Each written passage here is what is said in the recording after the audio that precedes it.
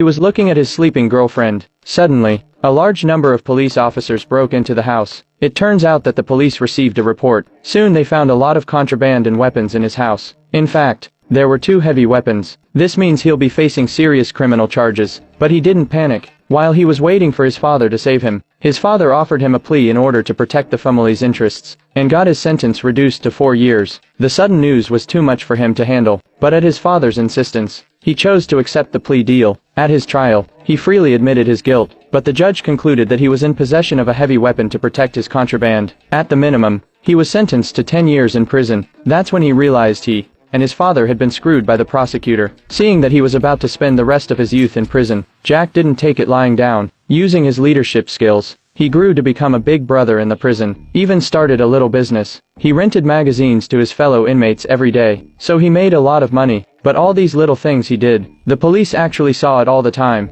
They didn't blow the whistle on Jack, because they had a special assignment for him. Lisa wanted him to go undercover for the police, to get close to a serial killer at the maximum security filled prison, and get the murderer to tell her where the bodies are hidden. If successful, Jack would be released immediately. But Jack laughed. That prison is full of psychopathic killers and psychopaths. He turned the job down. Lisa just gave him the information. She told him to think about it. But that day, during visiting hours, his mother told Jack that his father couldn't visit him anymore because he'd had a stroke. If Jack spent 10 years in prison, he might never see his father again, so Jack's mind began to change. At night, he opened the file of the murderer, but what he didn't realize was that it made him break out in a cold sweat.